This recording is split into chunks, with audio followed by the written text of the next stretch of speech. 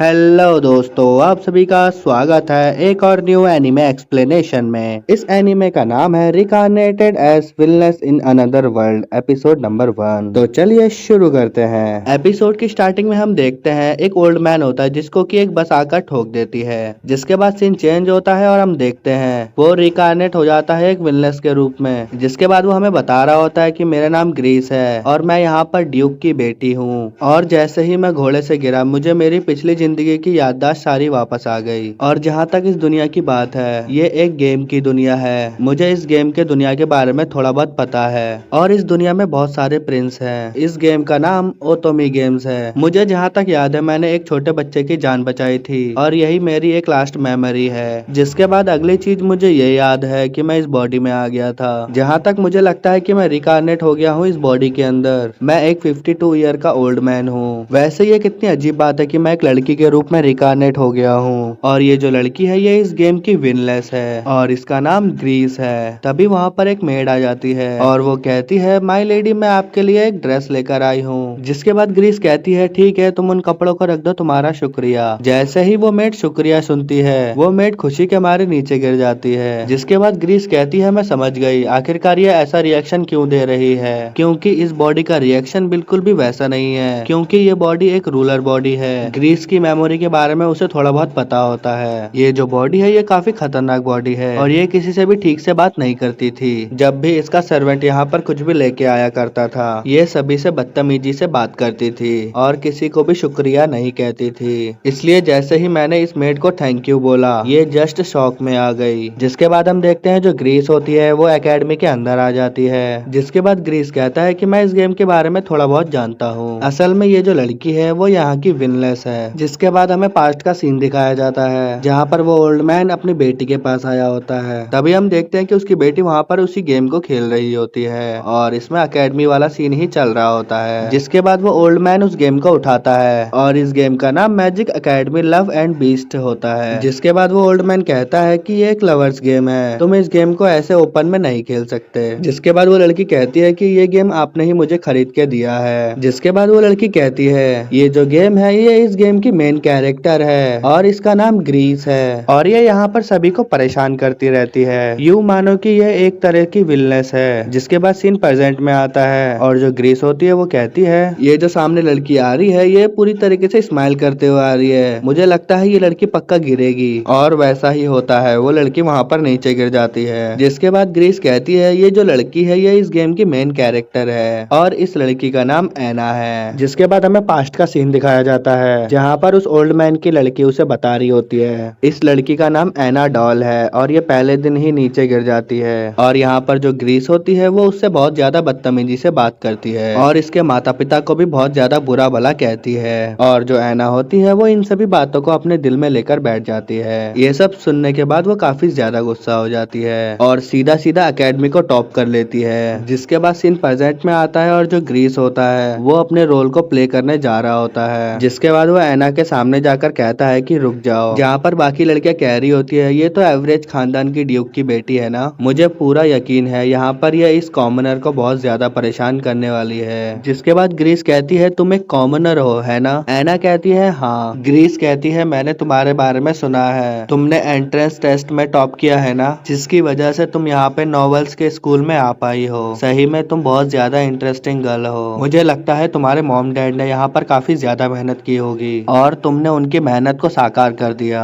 जो कि तुम इस एकेडमी में आ गई। तुम्हारे पेरेंट्स तुम्हारे ऊपर बहुत ज्यादा गर्व कर रहे होंगे। असल में ग्रीस यहाँ पर ये सब इसलिए बोल रही होती है क्योंकि वो डैड बॉन्ड में चली गई है, क्योंकि ग्रीस की खुद की भी एक बेटी है इसलिए वो इसी मोड में चला गया था। तभी ग्रीस सोचता है कि आखिरकार मैंने ये क्या कह दिया। तभी एना ग्रीस की बातों को सुन के काफी ज्यादा इमोशनल हो जाती है, इतना कि वो रोना शुरू कर देती है और कहती है मेरे मॉम डैड का सपना सच हो गया कि मैं इस एकेडमी में आ गई। बाकी की लड़कियां बात कर रही होती है। जो ग्रीस है उसने पहले दिन ही कॉमनर लड़की को रुला दिया। सही में ग्रीस बहुत ज्यादा कमाल की है। फिर हम देखते हैं कि जो ग्रीस होती है वो एना को लेकर वहाँ से जाने लगती है। नेक्स्ट सीन में हम देखते हैं कि वो लोग एक जगह पर बैठे होते हैं। तब ग्रीस कहती है चलो अब शांत हो जाओ। एना कहती है माफ करना, मैंने अपने इमोशंस को काफी ज्यादा बाहर निकाल दिया। ग्रीस कहती है कोई बात नहीं, लेकिन तुम्हें अपने इमोशंस को यहाँ पर कंट्रोल करके रखना होगा। तुम्हें यहाँ पर यही सिखाया जाएगा। अगर तुम अपने अपने इमोशंस को ऐसे बाहर निकालोगी तो तुम्हें प्रॉब्लम भी हो सकती है। एना कहती है ठीक है, मैं ये बात का ध्यान रखूंगी, साथ ही साथ मैं बहुत ज्यादा पढ़ाई करूंगी और अपने मॉम डैड को एक अच्छी जिंदगी देने की कोशिश करूंगी। ग्रेस बोलती है तुमने बिल्कुल ठीक कहा, तुम्हें ऐसा ही करना चाहिए, जिस कारण तुम्हारे मॉम डैड को तुम्हारे ऊपर नाज होगा। तभी एना रोने लग जाती है और कहती है मेरे मॉम डैड ने भी बिल्कुल ऐसी सेम चीज कही थी। तभी ग्रेस एना को रुमाल देती है और कहती है अपने आंसू को पोंछ लो।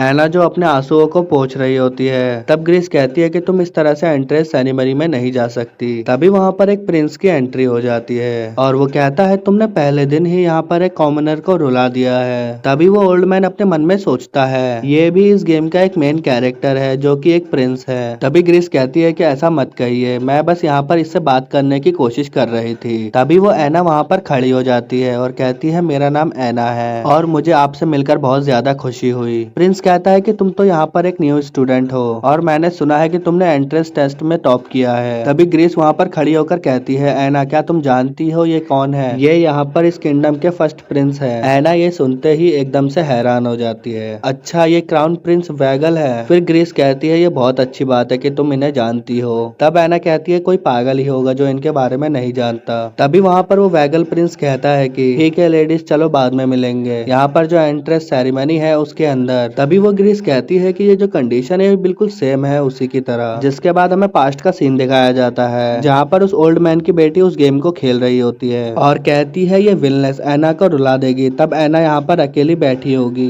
तभी वो ओल्ड मैन देखता है कि विलनेस के परेशान करने के बाद एना वहाँ पर अकेली बैठी होती है। तभी वहाँ पर प्रिंस आ जाते हैं और कहते हैं आखिरकार क्या हुआ। जिसके बाद सीन प्रेजेंट में आता है जहाँ पर एना ग्रेस से कह रही होती है कि तुमने कहा था कि हम यहाँ पर फ्रेंड बन सकते हैं और अगर आपको कोई दिक्कत ना हो तो मैं आपको लेडी ग्रेस कह सकती हूँ। तब ग्रेस कहती है कि तुम जो चाहो वो कह सकती हो। जिसके बाद वो दोनों साथ में जा रहे होते हैं। तभी एना कह रही होती है कि ये जगह कितनी ज्यादा बड़ी है। तभी वहाँ पर प्रिंसिपल आ जाते हैं। ग्रेस देख के समझ जाती है कि ये यहाँ के प्रिंसिपल है। तभी ग्रेस उनको गुड मॉर्निंग विश करती है। जिसके बाद हम देखते हैं कि एना और ग्रेस दोनों एक साथ क्लासरूम में बैठे होते हैं जहाँ पर टीचर कह रहे होते हैं कि जल्दी से अपने बुक्स को खोल लो। एना जो होती है वो बुक्स को देख के काफी ज्यादा खुश हो जाती है और कहती है आज से पहले मैंने इतनी सुंदर बुक कभी नहीं देखी, मेरा सपना धीरे धीरे पूरा हो रहा है। तभी ग्रेस कहती है कि तुम चुप हो जाओ, हम अभी क्लास के बीच में हैं, तुम मुझे इस तरह डिस्टर्ब मत करो। ये सुनकर एना कहती है प्लीज मुझे माफ करना। और वो अपने मन में सोचती है कि मैंने कभी सोचा नहीं था कि एक नॉवल इतना अच्छा भी हो सकता है। यहाँ पर ये लेडी काफी ज्यादा अच्छी है। सच में मैं एक कॉमनर हूँ लेकिन फिर भी ये मेरे साथ इतने अच्छे तरीके से पेश आ रही है। मैं यहाँ पर ऐसी कोई भी गलती नहीं करूंगी जिससे इनकी रेपुटेशन यहाँ पर खराब हो जाए। मैं इनके साथ हमेशा अच्छे से रहूंगी। तभी एना देखती है कि ग्रेस काफी ज्यादा फोकस्ड है। ये अपनी नजरों को हमेशा टीचर के ऊपर ही रख रही है। ये हमें दिखा रही है आखिरकार कैसे पढ़ाई करनी चाहिए। तभी वो देखती है कि जो ग्रेस है वो यहाँ पर स्माइल कर रही है। तभी एना सोचती है कि जो ग्रेस है उनके पास काफी सारे किताबें हैं लेकिन फिर भी वो इस किताब को देख के काफी ज्यादा स्माइल कर रही है। तभी टीचर कहती है कि मैं आज तुम सभी को एक जरूरी चीज देने वाली हूँ। तभी वो वहाँ पर बहुत सारे अंडों को ले आती है। जिसके बाद हम नेक्स्ट सीन में देखते हैं जो प्रिंस होता है उसके पास उनका दोस्त आया होता है। तब प्रिंस कहते हैं कि दरवाजा खुला है तो तुम्हें नॉक करने की जरूरत नहीं है। जिसके बाद प्रिंस का दोस्त कहता है कि मैं यहाँ पर इसलिए आया था कि मैं थोड़ा चिल कर सकूं। चलो ये बताओ कि तुमने नए बंदे को चूज किया स्टूडेंट काउंसिल में आने के लिए। जिस पर प्रिंस बोलते हैं कि हाँ मैंने एक लड़की एना को चूज किया है क्योंकि उसका स्कोर काफी ज्यादा अच्छा है। लेकिन स्कोर को हटा दिया जाए तो यहाँ पर मुझे एक और लड़की मिल चुकी है जिसका नाम ग्रीस है। तभी उसका दोस्त कहता है कि हाँ मैंने सुना है इस लड़की के बारे में, ये एक नॉवेल है। अगर हम ग्रीस और एना को चुनते हैं तो क्या ये दोनों साथ में रह पाएंगे? मुझे तो नहीं लगता। जिसके बाद हम नेक्स्ट सीन में देखते हैं कि ग्रीस और एना खाना खाने के लिए हॉल में आ गए होते हैं। वहाँ पर जो शेफ होता है वो उनका वेलकम करता है। तभी एना वहाँ पर बहुत सारा खाना देखती है और कहती है यहाँ पर तो बहुत सारा खाना है, क्या मैं इन सबको खा सकती हूँ? तब ग्रीस कहती है हाँ बिल्कुल। एना कहती है इतना सारा खाना देखकर मुझे लगता है कि मुझे अपने फैमिली के लिए भी थोड़ा खाना ले जाना चाहिए। जिस पर ग्रीस कहती है कि मैं तुम्हारी फीलिंग्स की कदर करती हूँ लेकिन ये एक स्कूल है, तुम्हें यहाँ पर नॉवेल्स की तरह मैनर्स को सीखने होंगे। तभी वहाँ पर कुछ नॉवेल्स कह रही होती है कि आखिर तुम्हारी हिम्मत कैसी हुई ये कहने की कि ये खाना हमें खुद अपने हाथों से ले जाना होगा। तब शेफ कहता है कि ये हमारी पॉलिसी है, आप लोगों को अपना खाना खुद ले जाना होगा। जिस पर वो लड़कियां गुस्सा हो जाती हैं। तभी ग्रेस कहती है कि मुझे यहाँ पर कुछ करना होगा। तभी ग्रेस सबसे पहले वहाँ पर खुद खाना लेने के लिए जाने लगती है। ये देखकर सभी लड़कियों का मुंह बंद बंद हो जाता है। जिसके बाद हम देखते हैं कि एना और ग्रेस दोनों साथ में बैठकर खाना खाने लगते हैं, जिसके बाद बाकी लड़कियां भी खाने को उठा लेती हैं। और इसी के साथ ये एपिसोड यहीं पर खत्म होता है। वीडियो अगर अच्छी लगे तो लाइक कर देना, चैनल पर नए हो तो सब्सक्राइब कर देना। मिलते हैं नेक्स्ट एपिसोड में।